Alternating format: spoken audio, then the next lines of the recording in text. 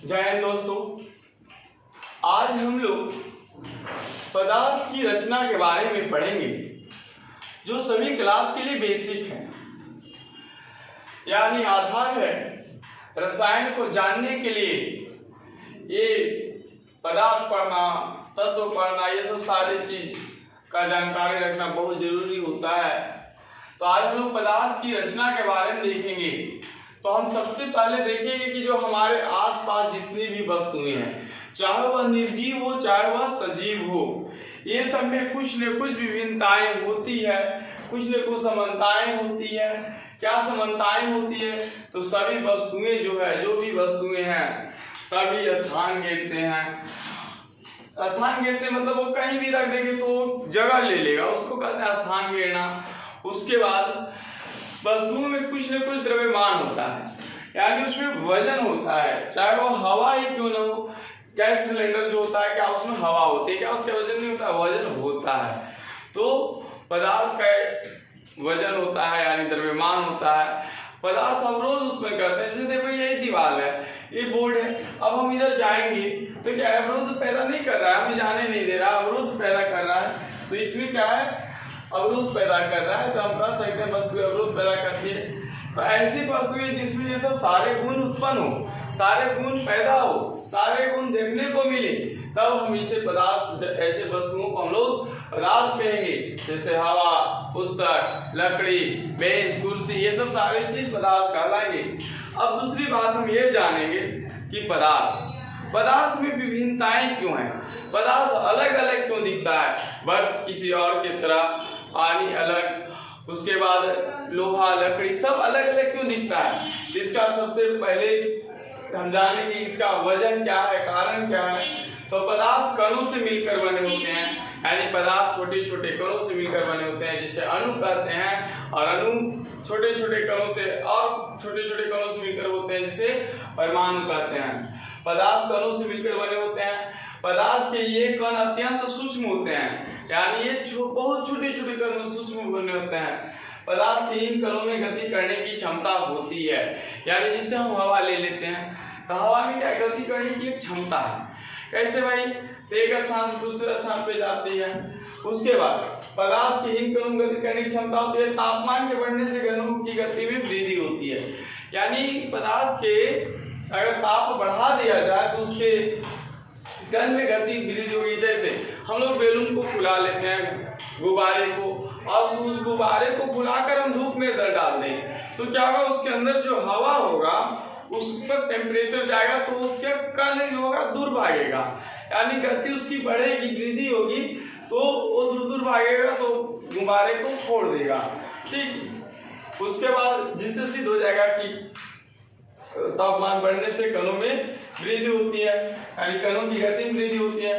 कणों के बीच खाली स्थान या फिर रिक्त स्थान होते हैं, जिसे ये सब कह सकते हैं यहाँ पे, क्योंकि परमाणु छोटे छोटे गोल आकार में होते हैं तो एक दूसरे से सटेगा तो बीच में खाली स्थान रिक्त रह ही जाएगा। अब हम लोग देखेंगे पदार्थ को भौतिक अवस्था के आधार पर हम लोग 3 भागों में बांटते हैं। कितने भागों में बांटे गए बाबू?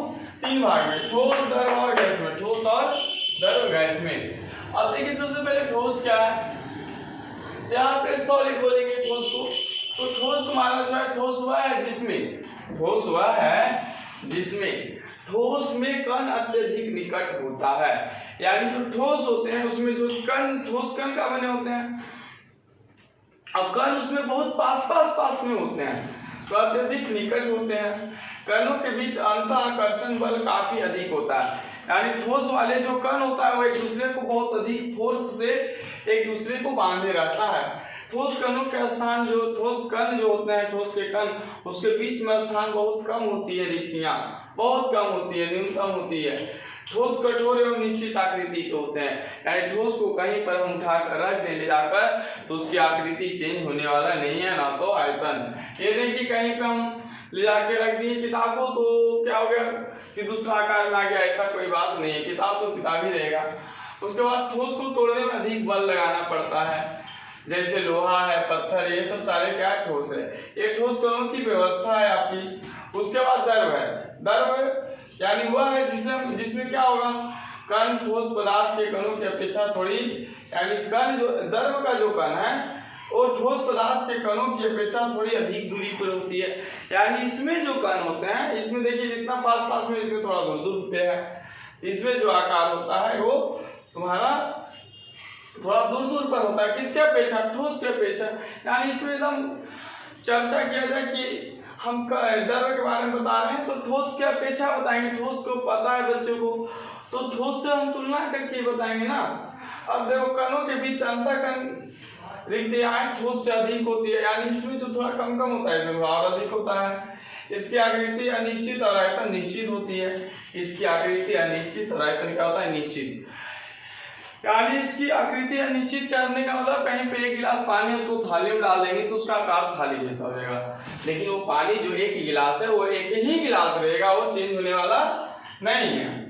उसके बाद इसमें तरलता पाए जाते हैं। तरलता मतलब बहने का गुण इसमें होता है। ये आपका द्रव में कणों की जो व्यवस्था है दूर दूर दर्शा दिए। उसके बाद तीसरा आपका गैस है। गैस वह है जिसमें क्या है, इनके कण अधिक दूरी पर होते हैं, यानी इसका कण बहुत दूर दूर पर होते हैं, बहुत दूर दूर पर। यानी एक कण यहाँ पे दिख रहा है, एक कण येता है, एक कण येता है, यानी इसका कण दूर दूर होता है। ठीक, इनके कण अधिक दूरी पर होते हैं। आकर्षण बल नगण्य होता है, इसमें आकर्षण बल लगवे करता तो फिर इसका कण दूर दूर कहाँ भागल चलता, यानी ये मजबूती से एक पास रहता, एक जगह रहता।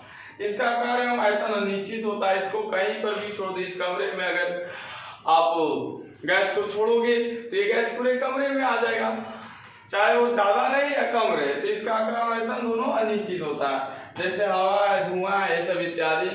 धन्यवाद। बाकी इसका अगला नेक्स्ट क्लास में हम लोग देखेंगे। धन्यवाद। जय हिंद।